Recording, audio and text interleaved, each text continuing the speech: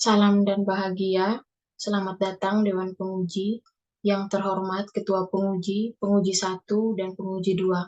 Perkenalkan, nama saya Maria Yanita Sanjaya dengan NIM 2018-008-166.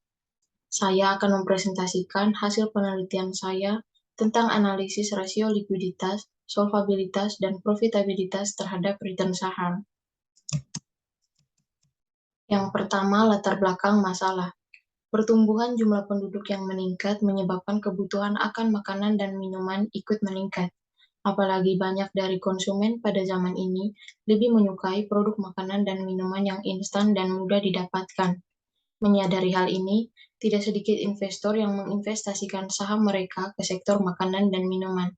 Penjualan produk dari sektor makanan dan minuman yang cenderung meningkat dari tahun ke tahun menyebabkan keuntungan yang diperoleh perusahaan juga ikut meningkat.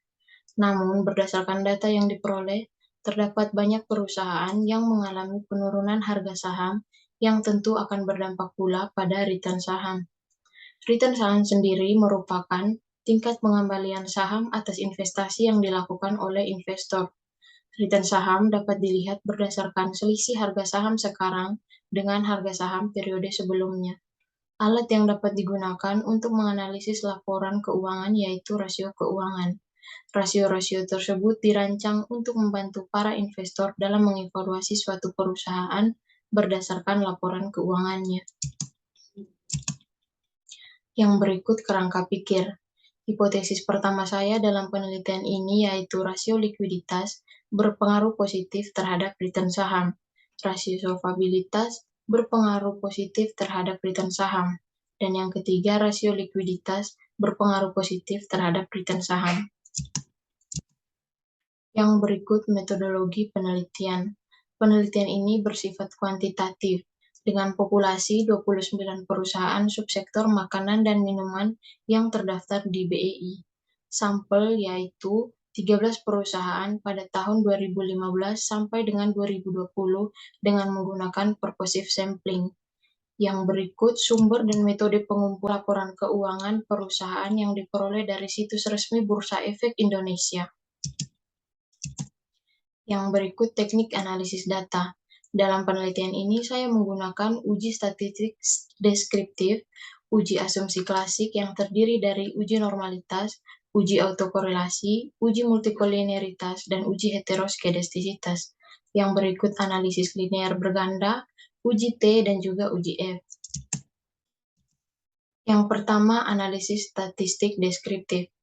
Dapat kita lihat di tabel bahwa nilai standar deviasi dari return saham dan juga return on asset lebih besar daripada mean atau nilai rata-rata.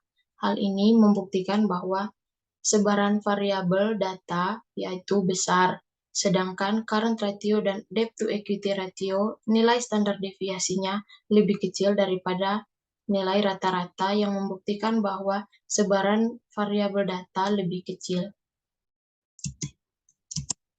Yang berikut uji normalitas.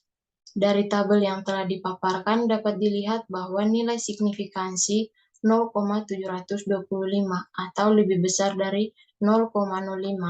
Hal ini membuktikan bahwa data berdistribusi normal.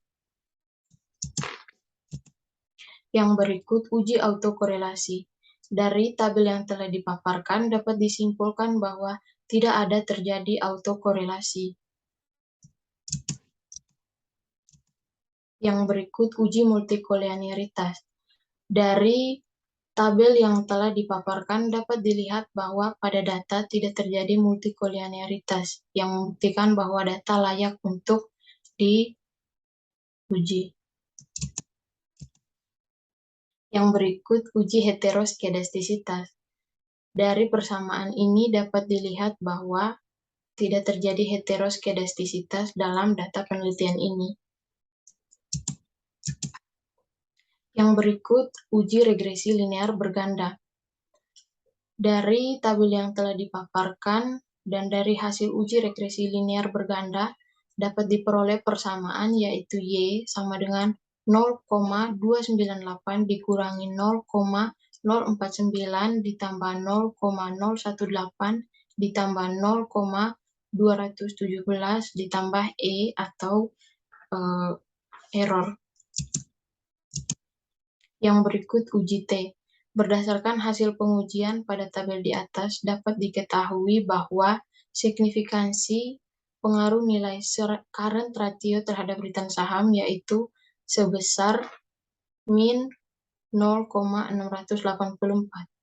Kan dapat dilihat bahwa current ratio berpengaruh negatif terhadap return saham, sedangkan debt to equity ratio berpengaruh positif terhadap return saham. Juga return on asset berpengaruh positif terhadap return saham. Yang berikut uji F atau simultan. Dari tabel yang telah dipaparkan dapat dilihat bahwa secara bersama-sama ketiga variabel X berpengaruh terhadap return saham. Yang berikut kesimpulan. Yang pertama, rasio likuiditas atau current ratio berpengaruh negatif dan signifikan terhadap return saham pada perusahaan subsektor makanan dan minuman yang terdaftar di Bursa Efek Indonesia pada tahun 2015 sampai 2020. Yang kedua, rasio solvabilitas atau yang dijabarkan menggunakan debt to equity ratio berpengaruh positif dan signifikan terhadap return saham pada perusahaan subsektor makanan dan minuman yang terdaftar di Bursa Efek Indonesia pada tahun 2015 sampai dengan 2020. Yang ketiga, rasio profitabilitas yang dijabarkan dengan return on asset berpengaruh positif dan signifikan terhadap return saham pada perusahaan subsektor makanan dan minuman yang terdaftar di Bursa Efek Indonesia pada tahun 2015 sampai dengan 2020. Demikian presentasi dari saya.